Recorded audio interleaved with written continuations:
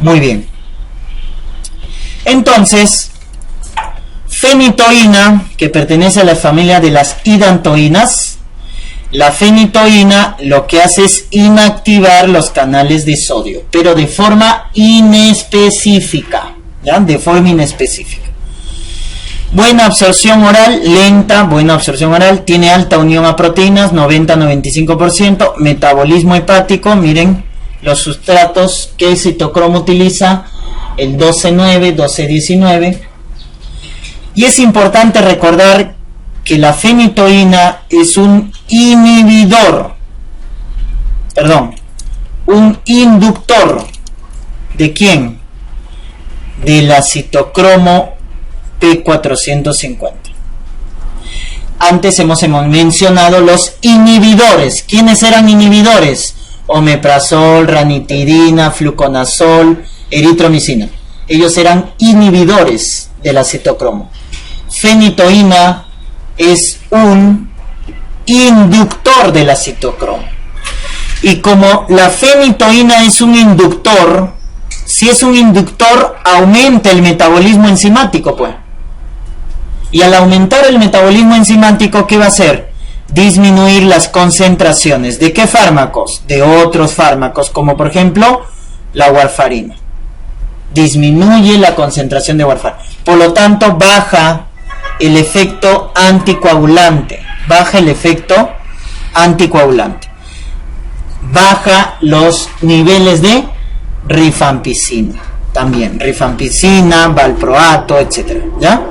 Entonces, estos efectos de disminuir la concentración y disminuir el efecto terapéutico se explica porque la fenitoína es un inductor del citocromo P450. Pero a su vez, la concentración de la fenitoína puede aumentar y puede producir toxicidad. ¿Y quién hace aumentar? Los fármacos como por ejemplo la isoniazida y las sulfas, ¿no? El cotrimoxazol. Isoniazida y sulfas aumentan la concentración de fenitoína, ¿ya? Recuerden que la fenitoína se mete con el metabolismo del ácido fólico, produciendo anemia megaloblástica, ¿ya? Anemia megaloblástica. Muy bien. Y tiene muchas reacciones adversas, como por ejemplo la hiperplasia gingival, ¿no? Hirsutismo, ya está. Cuadro gastrointestinal, etc. Entonces, por eso la fenitoína, si lo vamos a emplear de forma crónica, no es recomendable, porque es muy tóxica, ¿no? Lo utilizamos en cuadros agudos. Recuerden, en el estatus convulsivo, ¿no? Es la segunda línea de tratamiento. En un estatus convulsivo, la primera línea de tratamiento es benzodiazepinas. Segundo es fenitoína, ¿ya? Muy bien, entonces, recuerden eso. Barbitúricos, entonces acá hablamos del fenobarbital. El fenobarbital, muy bien. El fenobarbital, como hemos visto, es muy potente al activar los receptores GABA. Lo deja abierto a los receptores GABA. Y al dejarlo abierto de forma prolongada, aumenta bastante la conducción de cloro, produciendo hiperpolarización neuronal, ¿no? Y por lo tanto inhibición. También tiene buena absorción oral, baja unión a proteínas, también metabolismo hepático, ¿no? Nuevamente, al igual que la fenitoína, el fenobarbital es un inductor del citocromo P450. Igual que la fenitoína, el fenobarbital es un inductor del citocromo P450. Por eso disminuye el efecto. Como induce las enzimas, aumenta el metabolismo de ciertos fármacos y disminuye su efecto terapéutico. Como por ejemplo, los antipsicóticos, antidepresivos tricíclicos o warfarina, ¿ya? O warfarina. Por el contrario, ¿quiénes aumentan los niveles de fenobarbital? Los depresores del sistema nervioso, valproato o metilfenidato, debe decir ahí, ¿no? Fenidato, que es el el fármaco que utilizamos en el trastorno de déficit de atención, ¿no?, del niño. Muy bien. Las contraindicaciones, obviamente, si el paciente está en coma, pues, ¿no? ¿Por qué? Porque va a inducir más sedación, ¿ya? Y es cardiodepresor, no se olviden. Cardiodepresor. Puede producir paro cardíaco al final el barbitúrico, ¿no? Y puede producir la muerte. Produce bradicardia, hipotensión, ¿ya? Muy bien. Y también deprime el centro respiratorio, el fenobarbital. Muy bien. El otro que bloquea canales de sodio y que es menos tóxico que la fenitoína es la carbamazepina. Por eso este sí se utiliza en periodos prolongados. Por ejemplo, ¿no?, cuando me dicen anticonvulsivante de elección en crisis parciales. ¿Quién es el de elección en crisis parciales? Carbamazepina. Tratamiento de la neuralgia del trigémino, carbamazepina. Entonces este sí lo utilizamos en cuadro crónico porque es menos tóxico, bloquea canales de sodio y es menos tóxico que la fenitoína, ¿ya? Entonces tiene buena absorción oral, buena unión a proteínas plasmáticas.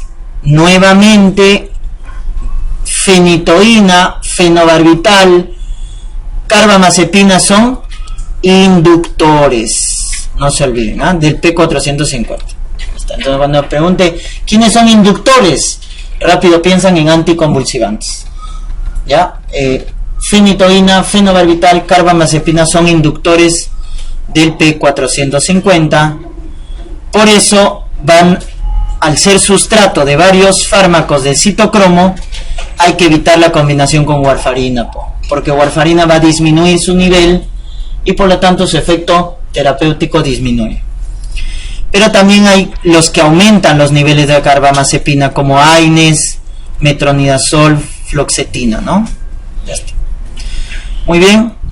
El tramadol, que es un opioide de potencia moderada, al combinar con la carbamazepina, ¿no?, hay riesgo de disminución del umbral convulsivo, por lo tanto puede producir convulsión, ¿ya? Esto también, ¿no?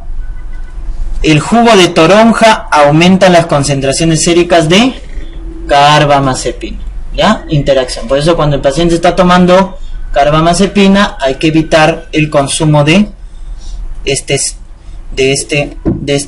jugo de toronja, ¿no? Muy bien. Reacciones adversas, ¿no es cierto?, relacionadas con la dosis, ahí están: diplopia, ataxia, náuseas, mareas, pero en general es bien tolerada. Idiosincráticas, agranulocitosis, anemia plástica, hepatotóxica. Este es un cuadro severo, recuerden el Steven Johnson, es un cuadro severo, ¿no? Muy bien. En general los anticonvulsivantes, recuerden, están asociados a defectos de tubo neural, ¿ya?, a teratogenicidad. Pero el que menos está relacionado es la carbamazepina. Entonces en la gestante el que está más asociado a defecto de tubo neural es el valproato. Pues en gestante valproato no. Y los que menos están asociados es fenitoína, carbamazepina. Menos. Una medida de prevención de los defectos de tubo neural cuando una gestante está tomando anticonvulsivantes es aumentar la dosis de folato. ¿Cuánto damos folato en una gestante normal? 400 microgramos o 0.4 miligramos. Pero si la gestante está tomando anticonvulsivantes, 4 miligramos es la dosis de folato que debe consumir, ¿ya? Entonces, la gestante aumenta la dosis de folato si está tomando anticonvulsivantes o si tiene antecedente de malformaciones, ¿ya? El ácido valproico es el de amplio espectro, ¿no es cierto? Ya está, se mete con el calcio, se mete con el sodio y también potencia los efectos del GABA. Ya está. Y acá sí hay una diferencia. Mientras que la fenitoína, el fenobarbital, la carbamazepina eran inductores de la citocromo, el valproato es inhibidor del citocromo P450. Entonces, cuando me pregunten, los anticonvulsivantes, la mayoría que son inductores del P450. ¿Quién es inhibidor? Valproato. Valproato es inhibidor de del citocromo P450. Por eso, como es un inhibidor, entonces aumenta la concentración de ¿quién? Por ejemplo, de los inhibidores selectivos de la recaptación de serotonina, fluoxetina, ¿ya? Fluoxetina, ya está, muy bien. También de los antidepresivos tricíclicos. Entonces no se olviden que el valproato es un inhibidor, ¿ya? ¿Cuál es la reacción adversa que hay que tener cuidado con el valproato? Este de acá, ¿no es cierto? Ahí está. Hepatotóxico. Hay que tener cuidado porque el valproato es hepatotóxico, produce aumento de transaminasas, ¿ya? Muy bien. Por eso hay que tener, o está contraindicado en disfunción hepática. Si el paciente tiene una hepatopatía, está contraindicado el ácido valproico. Y como hemos dicho, es el que está más asociado a defectos de tubo neural, ¿ya? Por eso en gestante es preferible no usar valproato. Muy bien, y de las benzodiazepinas de vida media, ¿no? De vida media intermedia, decíamos el clonazepam, y de vida media larga, el diazepam. Pues no, el diazepam es una de las primeras líneas de tratamiento en el estatus convulsivo. Recuerden, en el estatus convulsivo, claro, lo primero es el ABC, porque es una emergencia. Luego viene primera línea de tratamiento, las benzodiazepinas. Segunda línea de tratamiento, fenitoína, ¿no es cierto? Tercera línea de tratamiento, fenobarbital. Y cuarta línea de tratamiento, propofol o midazolam. Ya está. Entonces es el manejo del estatus convulsivo, ¿no? Primero siempre ABC, porque es una emergencia. Luego primero benzodiazepinas. ¿Qué benzodiazepinas utilizamos en el estatus? Diazepam, lorazepam. El de elección es lorazepam, ¿ah? ¿Ya? Muy bien, pero podemos optar por la de vida media larga, como es el diazepam. Luego viene fenitoína. Si no responde, tercero, fenobarbital. La dosis de carga es similar, ¿no? Por ahí han preguntado. Dosis de carga de fenitoína y fenobarbital es 20 miligramos por kilo de peso. 20 miligramos por kilo de peso. Dosis de carga. Y si no responde a nada, anestesiamos, pues, ¿no? Propofol o la benzodiazepina de acción ultracorta, pero rápida, que es el midazolam, ¿ya? El midazolam. Muy bien. O sea, ahí está el empleo de lo que vienen a ser las benzodiazepinas, ¿no? Como ya hemos comentado, en las benzodiazepinas son liposolubles, por lo tanto tienen buena absorción oral, alta unión a proteínas, ¿no es cierto? ¿Con qué citocromo se metabolizan? Con el CYP3A4, ¿no es cierto? Con el CYP3A4. ¿Está? Muy bien, y esto ya lo hemos revisado, ¿no es cierto? Cuando hay intoxicación generan miosis, sedación, ataxia, ¿no? Miosis, sedación, ataxia. Muy bien, lo mismo con el diazepam, tiene metabolismo hepático, primero es oxidación, luego es conjugación, ¿no es cierto? Muy bien. Tiempo de vida media larga, ¿no es cierto? El diazepam tiene tiempo de vida media larga. Igual se metabolizan por este CYP, ¿no? El 3A4. Ya es eso se trata, el CYP3A4. Muy bien. No se olviden de las interacciones farmacológicas, ¿ya? Y las reacciones adversas similar, pues, ¿no? Ataxia, miosis, sedación. Y es un depresor del centro respiratorio, ¿no es cierto? Genera apnea, depresor del centro respiratorio, ¿ya? No se olviden que las benzodiazepinas, por ser miorrelajantes, aminoglucósidos, ¿no es cierto?, están contraindicados ¿en dónde? Miastenia gravis. En la miastenia gravis están contraindicados las benzodiazepinas, los aminoglucósidos y los opioides también. Benzodiazepinas, aminoglucósidos y opioides están contraindicados en lo que viene a ser la miastenia gravis, ¿no? En el caso de benzodiazepina y aminoglucósidos están contraindicados porque generan bloqueo neuromuscular, y el opioide produce lo contrario, rigidez muscular, ¿ya? Muy bien, pero están contraindicados. Muy bien, no se olviden de esto, ¿ah? ¿Quiénes son inductores del citocromo? Fenobarbital, fenitoína, carbamazepina. En cambio, ¿quién es inhibidor? Ahí está, valproato. Ya está, otro topiramato. Valproato es inhibidor, no se olviden. Ya está. Muy bien. ¿Qué me pueden preguntar de...? Bueno, fenitoína, ya saben, es tóxico, muy tóxico, segunda línea de tratamiento del estatus convulsivo. Fenobarbital es el anticonvulsivante de elección del recién nacido, ¿no? Convulsión neonatal, ¿cuál es el anticonvulsivante de elección? Fenobarbital, ¿ya? Ahí está, en estatus, primera línea de tratamiento, benzodiazepinas, diazepam, lorazepam. Primera línea de tratamiento, diazepam, lorazepam. ¿Cuál es la ventaja del lorazepam sobre diazepam? Que el lorazepam no se oxida, de frente se conjuga. En cambio, el diazepam primero se oxida y luego se conjuga. Carbamazepina es el de elección para las convulsiones parciales y de la neuralgia del trigémino. Tratamiento de la neuralgia del trigémino y convulsiones parciales, carbamazepina. Profilaxis de migraña, también, ¿no? En profilaxis de migraña también utilizamos anticonvulsivantes. Muy bien. Ácido valproico es de amplio espectro, puedes dar a cualquiera, pero lo pueden preguntar en crisis de ausencia. ¿Pero de qué tipo? Atípica. Crisis de ausencia atípica. Porque si me dice crisis de ausencia típica, ¿quién es de la típica? Etosuximide. Ya está. Crisis de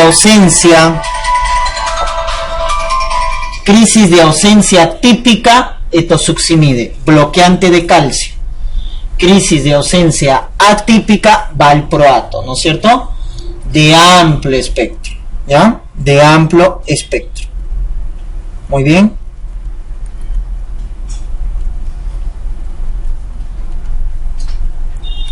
Muy bien. La motriquina es el tratamiento del síndrome de Lennox-Gastaut, ¿ya? Ese tipo de convulsión, ¿no es cierto?, en los lactantes a partir de los 2 años, ¿no es cierto? Síndrome de Lennox-Gastaut, la motriquina. ¿Ya está? Muy bien. Felbamato es de amplio espectro, gabapentina, pregabalina, recuerden estos. ¿Cuál es la función? Ahí está. Potencian al GABA. El nombre lo dice, ¿no? Gabapentina, potencia al GABA. Pregabalina, potencia al GABA. Entonces, estos se parecen a las benzodiazepinas porque potencian, ¿no?, lo que viene a ser la función del GABA. Estos también se utilizan en dolor neuropático, ¿no es cierto? En dolor neuropático se utiliza gabapentina, pregabalina. Muy bien, este es de otro de amplio espectro, ¿eh? El topiramato, igual que el valproato, ¿ya? Solo que es menos tóxico, ¿ya?, en comparación al valproato. Muy bien, esos son los que tienen que acordarse. Bueno, y esto es para que recuerden las reacciones adversas: carbamazepina, reacciones gastrointestinales, hiponatremia rash, ¿no es cierto?, diplopia, etcétera, cefalea, etosuximide, también gastrointestinales, ahí está. Hipertrofia gingival, hirsutismo, Ya está. Fenitoína. Han preguntado, ¿quién produce hipertrofia gingival? Fenitoína. ¿Ya? Muy bien, el valproato es hepatotóxico. Estamos, hepatotóxico, y también el valproato va a producir, o es el que está más asociado a defecto de tubo neural, ¿no? Defecto de tubo neural. Muy bien. Vigabatrina, también visión, pérdida de la visión, disminución de la agudeza visual, ¿ya? La vigabatrina es el tratamiento del síndrome de West. Síndrome de West, ¿ya? No se olviden de estos dos síndromes. Lennox-Gastaut, lamotrigina. Síndrome de West, vigabatrina, ¿no? Ya está. Muy bien, y estos de sus propiedades farmacocinéticas. Ya está. Si me preguntan, carbamazepina, fenobarbital, fenitoína, son inductores. Valproato, inhibidor. Esa es la pregunta examen, ¿ah? Valproato, inhibidor, ¿no es cierto? Junto con el topiramato. Los demás son inductores del citocromo P450. Ya está. Muy bien, doctores, vamos a hacer un descanso de 10 minutos.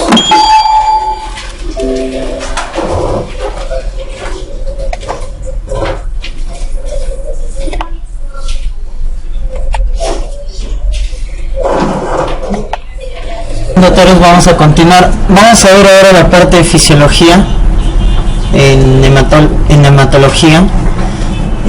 Básicamente vamos a hablar la serie eritroide y lo que es plaquetas, ¿ya? Porque hay una clase programada para inmunología, ¿ya?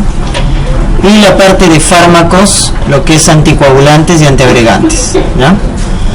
Muy bien, recuerden que sangre, el tejido sanguíneo, ¿no es cierto?, está compuesto de dos elementos, lo que viene a ser el plasma y las células o elementos formes, ¿no es cierto? Recuerden que el plasma aproximadamente es 55% y los elementos formes el 45%, de donde el más importante es el hematocrito, es decir, los glóbulos rojos, ¿no?, que son los más abundantes. Luego está la línea blanca, que está compuesta por plaquetas y glóbulos blancos, ¿no? Muy bien, el plasma a su vez está formado por proteínas, las más importantes, factores de coagulación, ahí está el fibrinógeno, y el sobrenadante es el suero, ¿no? ¿Ya? Y en el suero encontramos la principal proteína plasmática, la más abundante, la albúmina, responsable de la presión oncótica, ¿no es cierto? Recuerden que la presión oncótica o coloidosmótica es importante para mantener dentro del intravascular el agua, ¿no? Recuerden que el intravascular en porcentaje de agua representa el 5%, ¿no? El 5% del peso corporal. Muy bien. Y las globulinas, recuerden, hay globulinas transportadoras. Las que me importan en la parte de inmunología son las gamma globulinas, ¿no? Las gamma globulinas. Muy bien, entonces ahí están los componentes. El plasma 55%. Recuerden que el volumen plasmático está al final, el principal componente es agua. Luego están lo que vienen a ser las proteínas, ¿no? De las proteínas plasmáticas, la más importante es la albúmina, que es la responsable de la presión oncótica. Luego están las globulinas, que sirven como medio de transporte, defensa, las gamma globulinas, fibrinógeno, muy importante como factor de coagulación. Recuerden que cuando el fibrinógeno baja a menos de 150 es diagnóstico de CID, ¿no? Diagnóstico de coagulación intravascular diseminada. En la hemostasia vamos a revisar la función de las plaquetas, ¿no es cierto?, que derivan de los megacariocitos, ¿no? Y de la serie blanca, esto lo vamos a ver en inmunología, son los glóbulos blancos o leucocitos, los polimorfos y los mononucleares, ¿no? Muy bien. ¿Dónde se forman básicamente los elementos formes de la sangre? el primer periodo en la vida embrionaria es a nivel del saco vitelino. Ese es el periodo mesoblástico, ¿no? Ahí se empieza a formar la serie eritroide, en el saco vitelino. Recuerden los llamados islotes de Wolff y Pander. Islotes de Wolff y Pander, ¿no?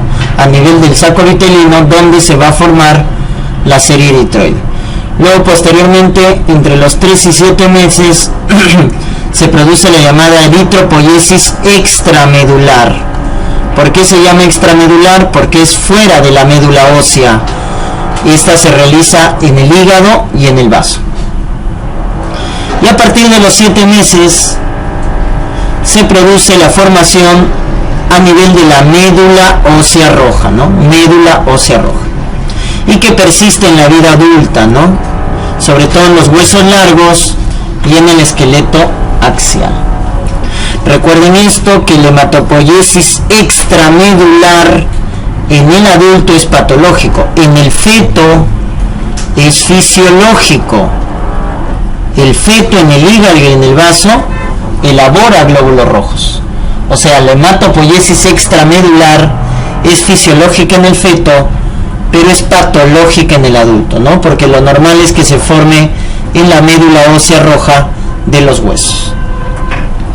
Recuerden que la hemoglobina más abundante del adulto es la hemoglobina 1. Luego sigue la 2 y la más o la menos frecuente es la fetal, ¿no es cierto? Todos los que tienen cadena alfa, ¿no? Recuerden, todos los tipos de hemoglobina tienen 2 cadenas alfa. La diferencia está en la segunda cadena.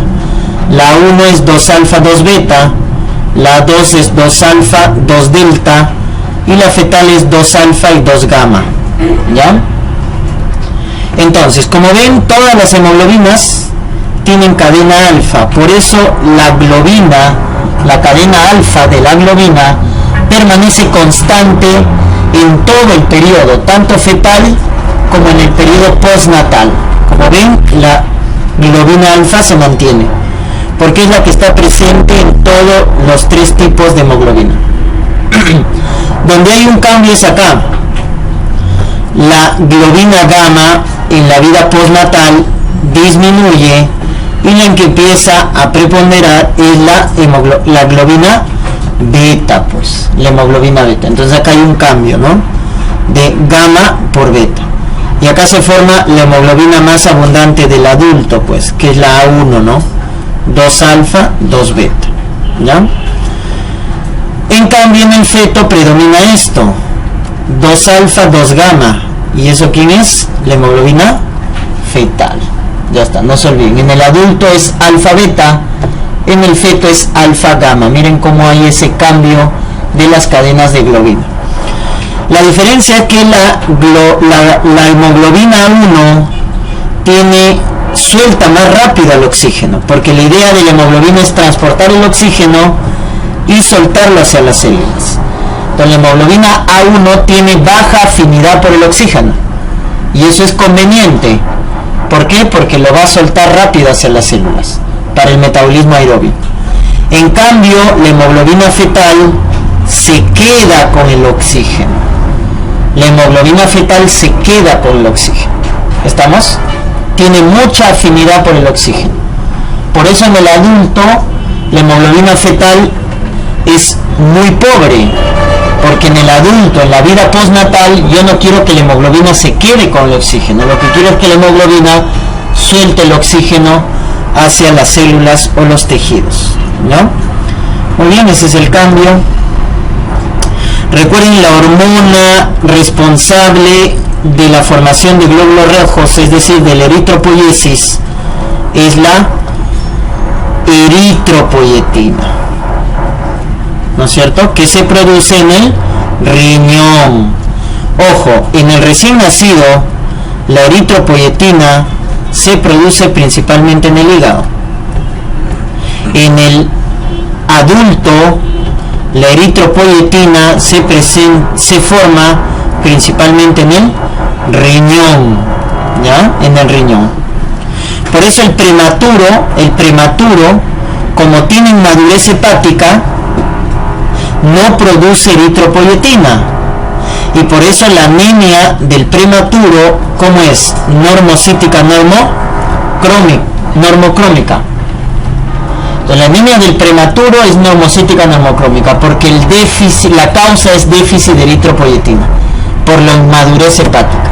En cambio, el adulto, recuerden, los vasos peritubulares, o sea, los que están rodeando a las de Henle, son los que producen la eritropoyetina. Por eso cuando un paciente tiene insuficiencia renal crónica terminal, estos vasos dejan de producir la eritropoyetina. Por lo tanto, aparece en el renal crónico la típica anemia, ¿no es cierto?, del renal crónico, que también, al igual que el prematuro, es normocítica, normocrómica, porque la causa es déficit de eritropoyetina. ¿Ya? Déficit de eritropoyetina. Muy bien, entonces la gran hormona que estimula la eritropoiesis en el adulto es la eritropoyetina, producida por el riñón. ¿Cuál es el principal estímulo? La hipoxia. Recuerden, la hipoxia hace que el riñón produzca eritropoyetina, aumentando la formación de glóbulos rojos. Por eso los pacientes o las personas que viven en altura, como están sometidos a más hipoxia, tienen policitemia fisiológica. Está aumentado el hematocrito en las personas que viven en altura, ¿no es cierto? Otra hormona que estimula la eritropoiesis es la testosterona.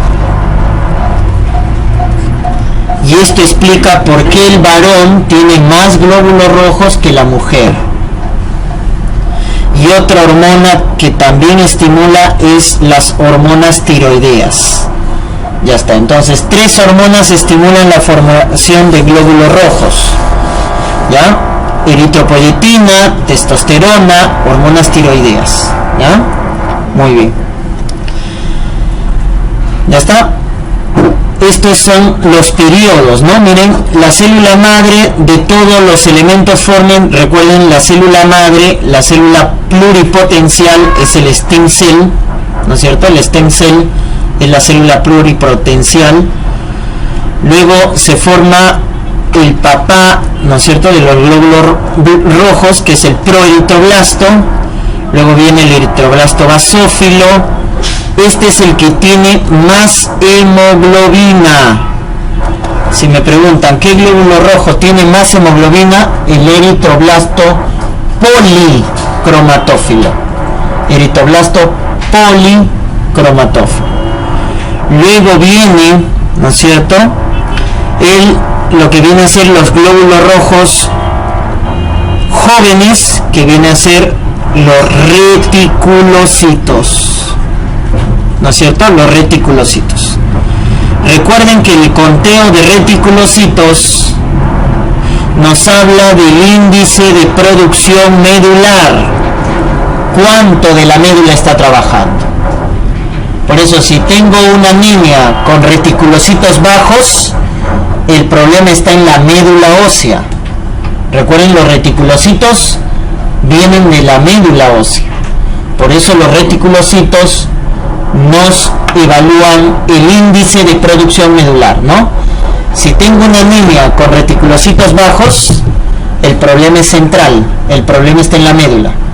Si tengo una anemia con reticulocitos altos, el problema es periférico. Cuando tengo una anemia con reticulocitosis, ¿cuál es la causa de las anemias con reticulocitosis? Hemólisis, hemorragia. El problema es periférico. Cuando los reticulocitos están aumentados, el problema es periférico. Hemorragia, hemólisis. Si los reticulocitos están bajos, el problema está en la médula. Algo está pasando en la médula. Anemia plástica, las carenciales, pues, ¿no? Porque si no hay materia prima, la médula ósea no produce. Ferropénica, megaloblástica, etc. ¿Ya? Entonces los reticulocitos nos sirven para clasificar si la anemia es central o es periférica. Si los reticulocitos están bajos, es central. Si están elevados, es periférico, hemólisis o hemorragia, ¿no es cierto? Muy bien, el elemento forme más abundante es el glóbulo rojo, ¿no es cierto? Tiene un disco bicóncavo, un diámetro longitudinal de 12 micras, transversal de 7 micras, tiene forma bicóncava, ¿no es cierto? Y eso aumenta la superficie del glóbulo rojo, ¿no es cierto? ¿Para qué? Para transportar oxígeno, y puede variar, recuerden, es flexible, el citoesqueleto es flexible cuando atraviesa los capilares. El varón tiene más glóbulos rojos que la mujer, ya lo hemos dicho, por los andrógenos, por las hormonas masculinas. ¿Y cuál es la función principal? Recuerden, la evolución ha hecho que en el tejido sanguíneo la hemoglobina no esté suelta o disuelta en el plasma. ¿Por qué la hemoglobina no está disuelta en el plasma? Porque aumentaría mucho la viscosidad. Entonces, la evolución ha hecho que elementos se encarguen de empaquetar la hemoglobina para disminuir la viscosidad, ¿ya?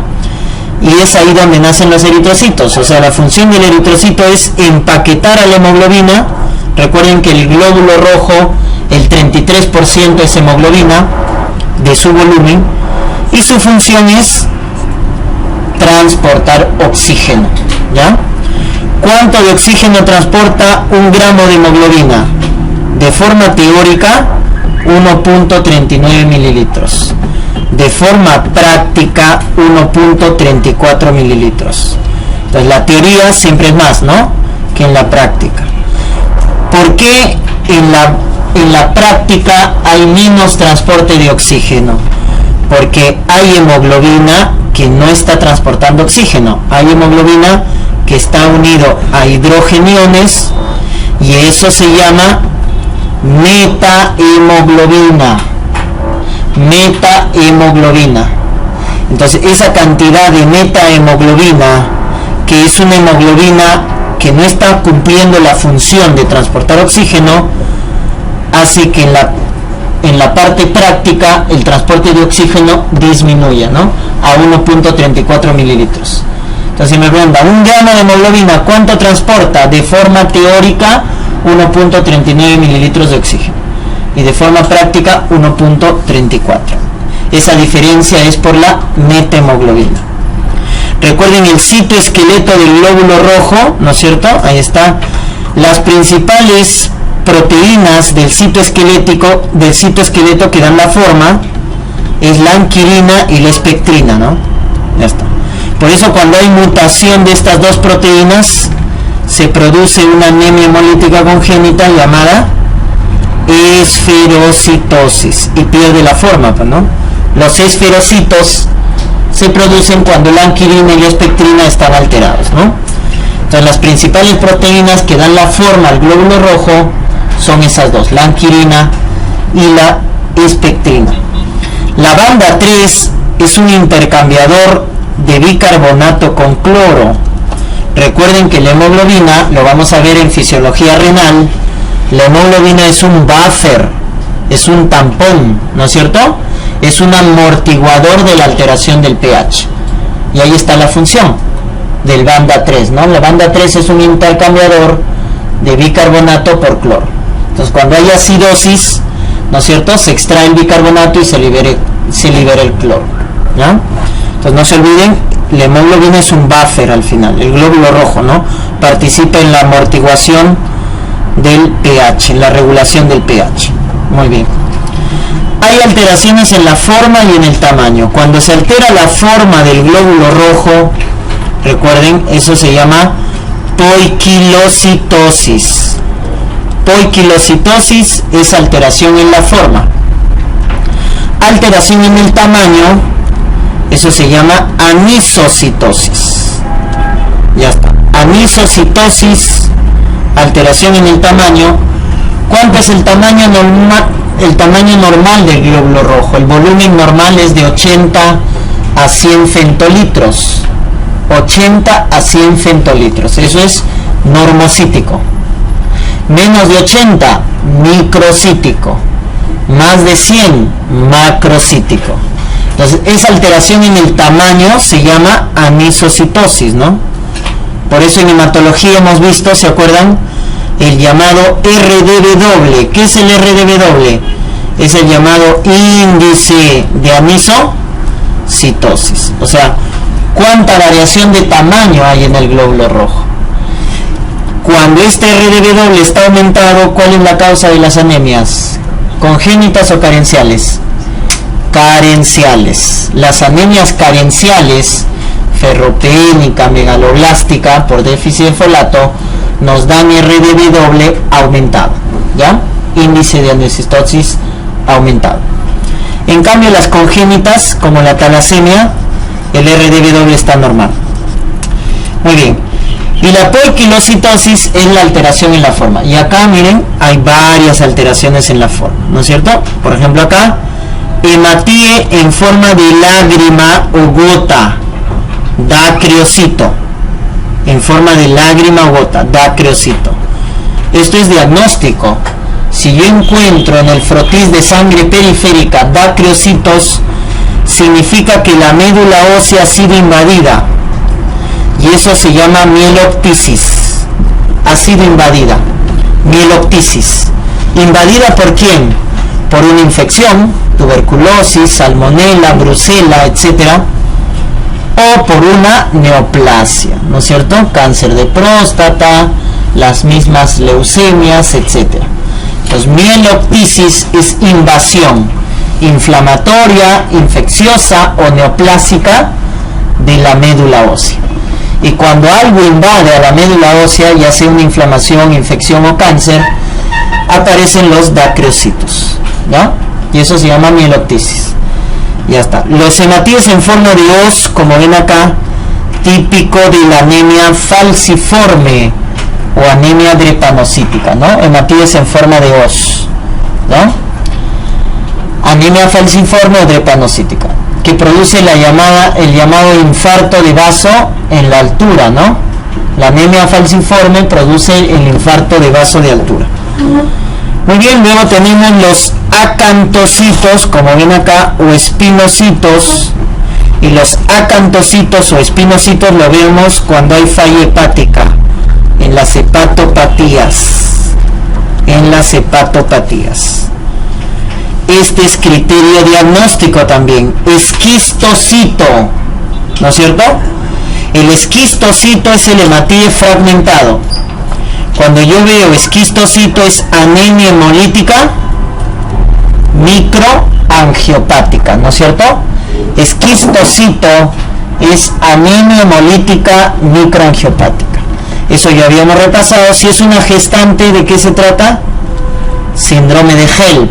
Si es un niñito con disentería, SHU, y si es un adulto con fiebre y convulsión, PTT, púrpura trombocitopénica trombótica, adulto con fiebre y convulsión, ¿no? Ahí están las tres causas que nunca deben olvidarse de anemia hemolítica microangiopática: Gel, SHU y PTT. Este esquistocito, ¿no es cierto? Muy bien, los esferocitos lo vemos obviamente en la esferocitosis hereditaria, en las anemias hemolíticas autoinmunes. La esferocitosis hereditaria y las anemias hemolíticas autoinmunes generan esferocitos, ¿ya? Muy bien, los estomatocitos o anisocitos, ¿dónde lo vamos a ver? Estos los vamos a ver en las fallas renales, paciente con falla renal, ¿ya? Los estomatocitos. Esto también es diagnóstico, pila de monedas, ¿no? O Rolex. Ese es de las paraproteinemias, mieloma múltiple. El mieloma múltiple produce pila de monedas. Ya está. Muy bien.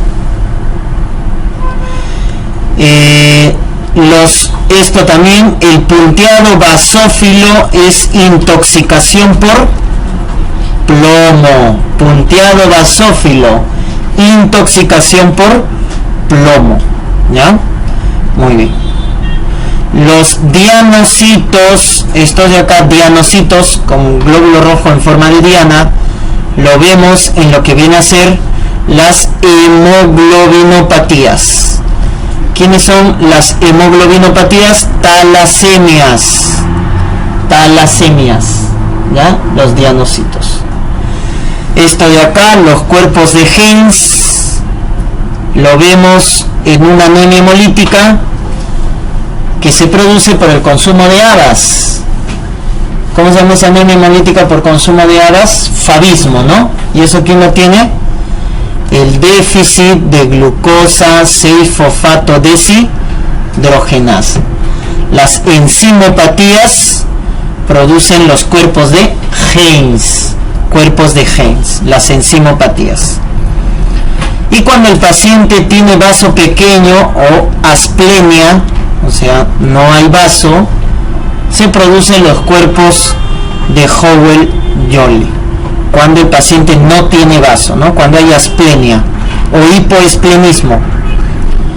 Muy bien, entonces todas esas alteraciones que estamos viendo en la forma se llama poiquilocitosis, ¿ya? Recuérdense de las más representativas, ¿eh? Muy bien, miren este cambio que se produce, miren, esto de acá. Acá que se está produciendo una hipervolemia, ¿no? Miren, está aumentando la volemia, está aumentando el volumen plasmático y se está diluyendo el glóbulo rojo. Entonces, ¿en quién aumenta el volumen plasmático y los glóbulos rojos se diluyen? Ese es un cambio en la gestación, la llamada hemodilución, ¿no es cierto?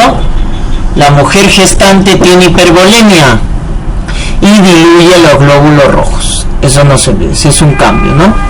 Cuando hay hemorragias, hay hipovolemias con caídas del hematocrito y alteraciones, lo normal es la normovolemia, pues, ¿no? Muy bien.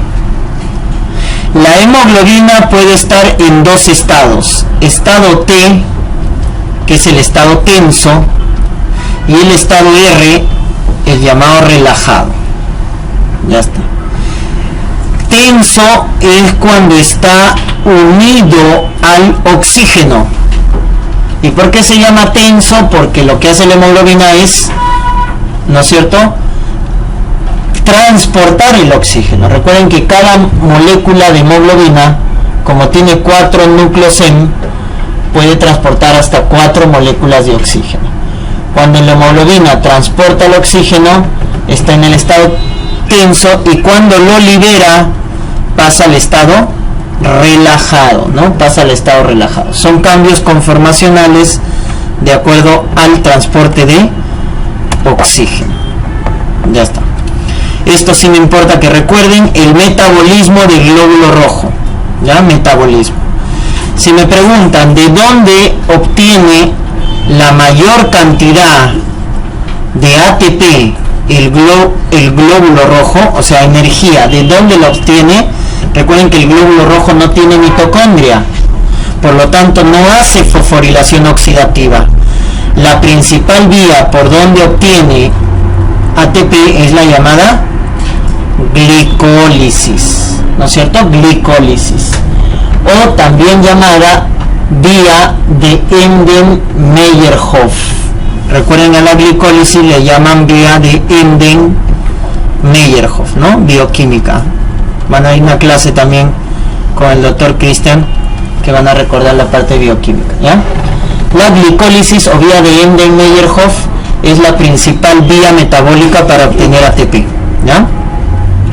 Otra vía importante en el glóbulo rojo es esto: hexosa monofosfato. ¿Para qué sirve la vía de las hexosas monofosfatos? Para producir NADPH. ¿Y para qué sirve el NADPH? Para reducir al glutatión. ¿Y qué es el glutatión? Antioxidante. Porque el glóbulo rojo, la hemoglobina, que está transportando oxígeno, está sometido a un estrés oxidativo el glóbulo rojo. Entonces debe tener su antioxidante. ¿Quién es el antioxidante del glóbulo rojo? El glutatión. Pero para que el glutatión cumpla su función de antioxidante debe estar reducido. ¿Y quién lo reduce? El NADPH. ¿Y quién produce el NADPH? La vía de la sexosa monofosfato. ¿Qué enzima participa en esta vía? La glucosa 6-fosfato deshidrogenasa. Por eso el paciente con déficit de esta enzima, ¿qué va a tener? Hemólisis por oxidación. Por eso cuando le dábamos fármacos como nitrofurantoína, sulfas, el paciente hacía oxidación, pues, porque la nitrofurantoína, sulfas hacen oxidación del glóbulo rojo. Y como no tiene quien lo proteja, entonces el glóbulo rojo se muere, hace hemólisis, ¿ya? Lo mismo pasa con las habas, pues, ¿no? Las habas contienen sustancias oxidantes. Entonces el paciente que tiene déficit de esa enzima va a hacer hemólisis. Entonces, vía que produce energía, glicólisis. Vía que produce glutatión, hexosa monofosfato. Y la vía que produce un metabolito llamado 2,3 difosfoglicerato es la llamada vía de Lauberin-Rapaport. Vía de Lauberin-Rapaport, ¿ya? Esta vía de Lauberin-Rapaport produce el 2,3 difosfoglicerato. ¿Y para qué sirve este metabolito? Este metabolito aumenta la afinidad, ¿no es cierto? Aumenta la afinidad de la hemoglobina por el oxígeno, disminuye la afinidad de la hemoglobina por el oxígeno. ¿Eso qué quiere decir? Que la hemoglobina suelta más rápido al oxígeno, porque si disminuye la afinidad, entonces el oxígeno se desprende de la hemoglobina. ¿Y para qué sirve eso? Para que vaya la célula a oxigenar. Por eso una aplicación en la fisiopatología de esto es la sepsis. En la sepsis, ¿qué hay? Hipoxia. Como en la sepsis hay hipoperfusión y hay hipoxia, el cuerpo necesita oxígeno. Entonces, ¿cómo se defiende el cuerpo frente a la sepsis? Produciendo 2,3 difosfoglicerato. En la sepsis, el glóbulo rojo produce 2,3 difosfoglicerato. ¿Para qué? Para que la hemoglobina pierda afinidad por el oxígeno y lo suelte más rápido.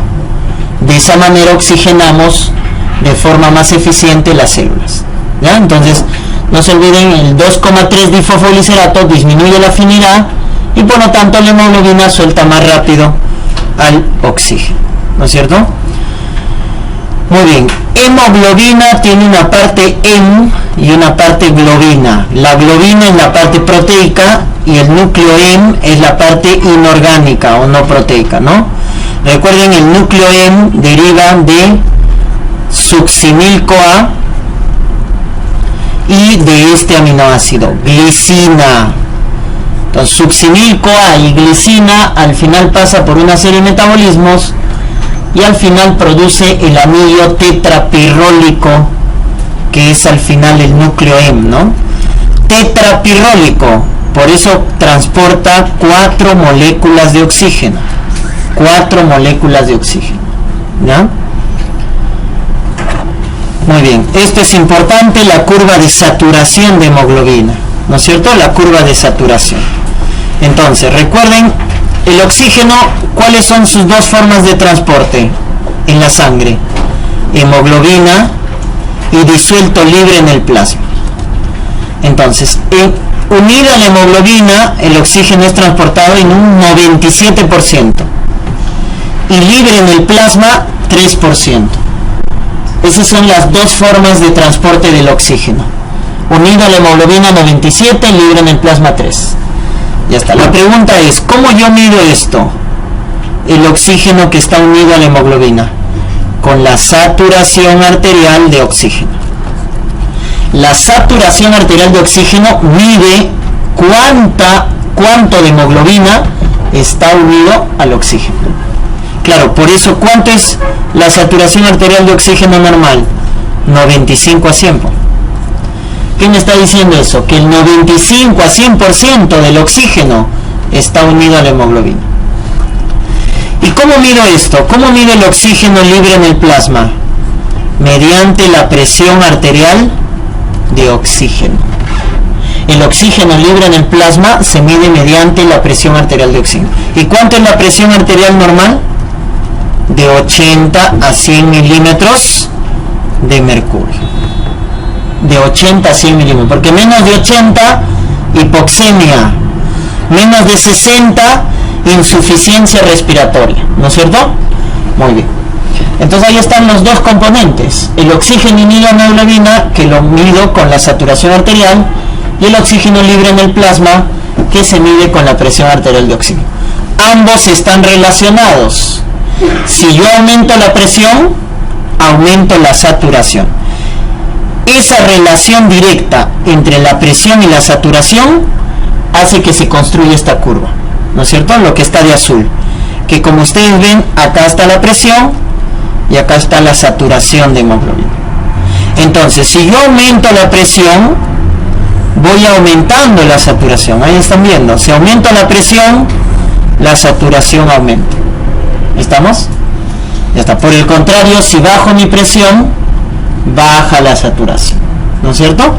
Muy bien. Por eso cuando yo tengo un paciente con presión arterial disminuida, ¿no es cierto?, insuficiencia respiratoria menos de 60, cae la saturación arterial de oxígeno. Entonces cuando yo encuentro esto, ¿eso qué es? Insuficiencia respiratoria. La insuficiencia respiratoria es la caída de la presión arterial de oxígeno y por ende cae la saturación. Porque ¿qué pasa si la presión arterial de oxígeno se mantiene normal, pero la saturación arterial de oxígeno disminuye? Ahí está. Cuando ustedes tengan un paciente con dificultad respiratoria, le toma un AGA y en el AGA la presión arterial de oxígeno está normal y la saturación está disminuida, esto es diagnóstico de intoxicación por monóxido de carbono. Cuando uno se intoxica por monóxido de carbono, ¿qué hace el monóxido de carbono? Desplaza al oxígeno de la hemoglobina. Ocupa el lugar del oxígeno en la hemoglobina. Entonces, como lo desplaza, la hemoglobina ya no transporta el oxígeno, transporta el monóxido. Porque recuerden que el monóxido de carbono tiene 100 veces más afinidad por la hemoglobina en comparación con el oxígeno. Entonces, como lo desplaza, el monóxido de carbono ahí está, produce caída de la saturación. Pero ¿cómo está la presión arterial de oxígeno? Normal, porque el oxígeno libre en el plasma no es afectado por el monóxido de carbono. Entonces, cuando ustedes tengan esto, presión normal con caída de saturación, intoxicación por monóxido de carbono. ¿Ya? Muy bien, entonces esta curva me representa la relación entre la presión y la saturación. ¿Estamos? Que es directa, ¿no? Entonces, acá, ¿qué me pueden preguntar de fisiología? Cuando la curva de saturación se va a la derecha y cuando la curva de saturación se va a la izquierda. Entonces, cuando la curva de saturación se va a la derecha, cuando aumenta todo, hipertermia, aumento de 2,3 difosfoglicerato, aumento de CO2 o aumento de hidrogeniones. ¿Y qué es aumento de hidrogeniones? Acidosis. Ya está. Entonces, acidosis, hipertermia, hipercapnia y aumento de 2,3 difosfoglicerato, desvía hacia la derecha.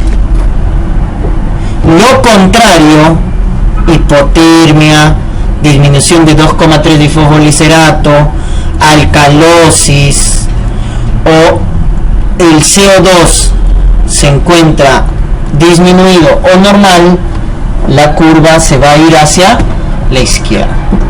Entonces, esos son los factores que desvían hacia la derecha y hacia la izquierda. Si aumentan, desvía hacia la derecha; si disminuyen, hacia la izquierda. ¿Para qué sirve eso? O sea, ¿qué nos interpreta? Si la curva se va hacia la derecha, nos quiere decir que la hemoglobina pierde afinidad por el oxígeno. Ese efecto se llama efecto de Bohr. Efecto de Bohr. cuando la hemoglobina pierde afinidad por el oxígeno. ¿Y eso cuándo pasa? Cuando la curva se va hacia la derecha. Si me acuerdo de eso, por ende en la izquierda, ¿qué es lo que está pasando? En la izquierda la hemoglobina aumenta la afinidad por el oxígeno. Y eso se llama el efecto Haldane. Ya está, efecto Haldane. Muy bien, entonces cuando mencionemos, si la curva se va hacia la derecha, la hemoglobina pierde afinidad por el oxígeno. Por lo tanto, ¿qué pasa? Lo suelta más rápido. Entonces, cuando la hemoglobina está pasando por la célula, ¿a dónde desvía su curva? ¿Hacia la izquierda o hacia la derecha? Hacia la derecha, pues, porque como está pasando por la célula, va a darle el oxígeno, tiene que perder afinidad. En cambio, en la circulación pulmonar, ¿dónde está desviado la curva de saturación? Hacia la izquierda, porque en el pulmón, ¿tú qué quieres? Oxigenar la sangre, que la hemoglobina se quede con el oxígeno. Entonces, de forma fisiológica, en la circulación pulmonar, para la hematosis, la curva está hacia la izquierda. En cambio, en la circulación sistémica, la que está relacionada a la oxigenación de las células, la curva está hacia la derecha. ¿Estamos? Muy bien. Pregunta, ¿la gestante a dónde desvía la curva? ¿Derecha o izquierda? La gestante. Entonces yo me acuerdo, la gestante que hacía hiperventilación. Si hiperventila la gestante, entonces ¿qué pasa con el CO2? Disminuye. Y por lo tanto, ¿a dónde desvía la curva si el CO2 disminuye? Hacia la izquierda. La gestante desvía hacia la izquierda. Entonces, si la gestante desvía hacia la izquierda, ¿qué quiere decir? Que en la gestante la hemoglobina se está quedando con el oxígeno. Y eso lo hace a nivel placentario. ¿Por qué? Porque la placenta se quiere quedar con el oxígeno. Por eso a nivel de la placenta, la curva se desvía hacia la izquierda. ¿Para qué? Para que la placenta, que es el pulmón del feto, se quede con el oxígeno y pase por la vena umbilical y oxigene al feto. Oxigena al feto. ¿Ya? Muy bien. Pero hay una compensación en la gestante. Si la gestante solo desviara hacia la izquierda, entonces la gestante se quedaría sin oxígeno. Entonces, ¿cuál es la compensación en la gestante? El aumento de 2,3 difosfoglicerato. Y eso compensa. Entonces hay un equilibrio. ¿Ya? Entonces la gestante a nivel placentario, a nivel de la placenta, desvía hacia la izquierda, para que la hemoglobina fetal se quede con el oxígeno. Pero compensa, porque si no la gestante se quedaría sin oxígeno, compensa aumentando el 2,3 difosfoglicerato, y eso desvía hacia la derecha, por lo tanto el oxígeno pierde afinidad por la hemoglobina. ¿Ya? Muy bien. Como decíamos, en la sepsis, ¿qué pasa si me preguntan en sepsis, en shock? ¿Qué es lo que pasa? ¿Dónde se desvía la curva? En la sepsis, ¿qué aumentaba? El 2,3 difosfoglicerato. Por lo tanto, ¿hacia dónde se desvía? Hacia la derecha, para que suelte más rápido, pues la hemoglobina le exige. Paciente que vive en la altura, ¿a dónde desvía la curva? Hacia la derecha, pues, porque el paciente que vive en la altura tiene hipoxia. Entonces, como tiene hipoxia, ¿qué tiene que hacer la hemoglobina? Soltar más rápido el oxígeno. Ya está. Entonces no te olvides, ¿ah? Desvía a la derecha en condiciones de hipoxia, sepsis, shock, o paciente que vive en la altura, desvía hacia la derecha la curva de saturación. ¿Ya? Muy bien. Miren la absorción de hierro. ¿Cuál es el hierro que mejor se absorbe? El hierro M, el llamado hierro ferroso. Ese es el que mejor se absorbe. El no M, o hierro férrico, es el peor que se absorbe. ¿Cómo favorezco la absorción de hierro? Ácidos. Ya está. Ácido ascórbico, vitamina C. Ácido clorhídrico, ácido láctico, proteínas, favorecen la absorción de hierro. Por el contrario, ¿quiénes disminuyen la absorción de hierro? Las bases, los fitatos, ¿no? El oxalato, el fosfato, los fitatos disminuyen la absorción de hierro. La grasa, ¿no es cierto? La grasa disminuye la absorción de hierro. Las proteínas favorecen la absorción de hierro. Las grasas disminuyen, ¿no? Muy bien, entonces eso es con respecto a la absorción. Entonces, como ven acá, el hierro ingresa, se absorbe por el intestino delgado a nivel del duodeno. ¿Cuánto de hierro se absorbe? El 10%. Entonces, si yo ingiero 10 miligramos de hierro, solo voy a absorber 1 miligramo. Solo se absorbe el 10% de hierro ingerido a nivel del duodeno. ¿Y quién regula la entrada final del hierro? Ahí está, la puerta del hierro. La ferroportina es la que regula la entrada de hierro. Como es una puerta, tiene que tener su vigilante, ¿no es cierto? El vigilante es la hepcidina. ¿Ya? La hepcidina. Entonces, ¿quién produce la hepcidina? El hígado.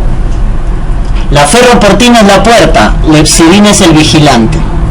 Si está el vigilante, o sea, si está presente la hepcidina, ¿qué va a pasar con la ferroportina? Lo va a cerrar.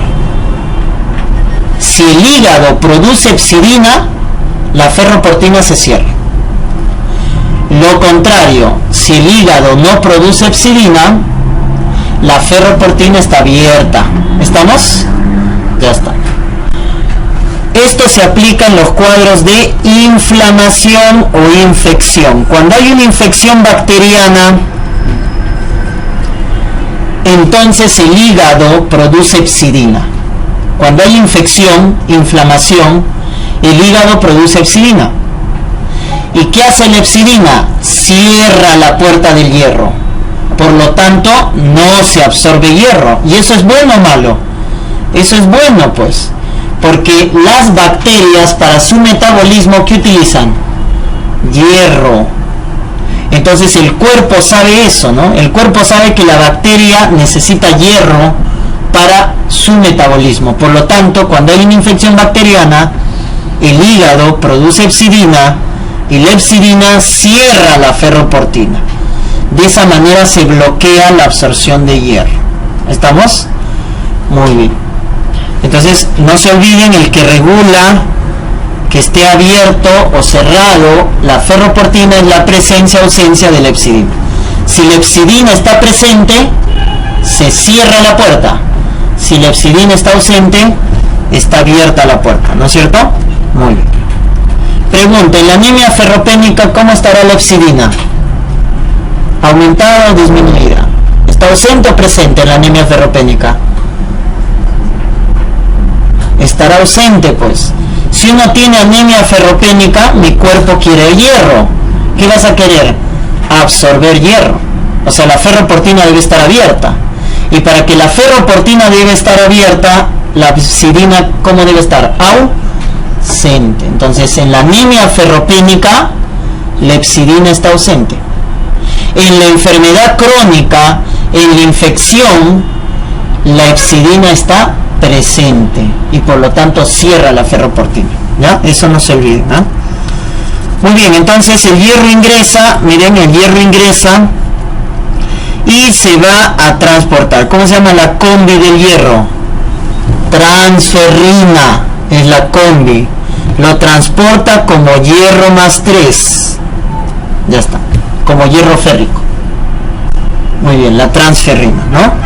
Ahora, la combi, que es la que transporta el hierro, solamente transporta un 20% del total de la transferrina. Solo un 20% lleva hierro, o sea, es una combi vacía. Y esto de acá, el 20%, es el índice de saturación de transferrina. Entonces, ¿cuánto es el índice de saturación de transferrina? 20%, que es lo que está llevando, ¿no es cierto? El 20% de la transferrina está llevando hierro. Por lo tanto, hay asientos vacíos. Esos asientos vacíos se llama capacidad de transporte de transferrina. Ya está. Lo que está ocupado se llama índice de saturación de transferrina, 20%. Y lo que está libre se llama capacidad de transporte de transferrina. Ya está. En la anemia ferropénica, ¿qué pasa con el índice de saturación de transferrina? Disminuye en la anemia ferropénica. ¿Y qué pasa con la capacidad de transporte de transferrina en la anemia ferropénica? Aumenta. Eso no se olviden. En la anemia ferropénica, como hay poco hierro, menos asientos, pues. Menos asientos ocupados, índice de saturación bajo. Y si hay menos asientos ocupados, hay más asiento libre. Por lo tanto, aumenta la capacidad de transporte. Entonces, miren este cambio que se produce en la anemia ferropénica. El índice de saturación baja y la capacidad de transporte aumenta. ¿Y la transferrina dónde lo lleva? A su depósito. ¿Y cómo se llama su depósito del hierro? Ferritina. El depósito de hierro se llama ferritina. Que no se olviden, es el principal marcador bioquímico de la anemia ferropénica, ¿no? En la anemia ferropénica, ¿cómo está la ferritina? Disminuida, pues, ¿no? Ferritina disminuida, no hay otra, es anemia ferropénica. Ese es el metabolismo del hierro, doctores. Muy bien. Esto preguntaron, ¿a dónde va principalmente el hierro?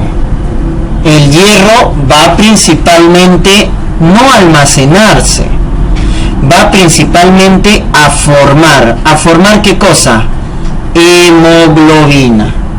O sea, si me preguntan, ¿a dónde se distribuye el hierro principalmente? Al hierro funcional, para formar hemoglobina. Una menor parte va a almacenarse. En el hígado, músculo, ferritina.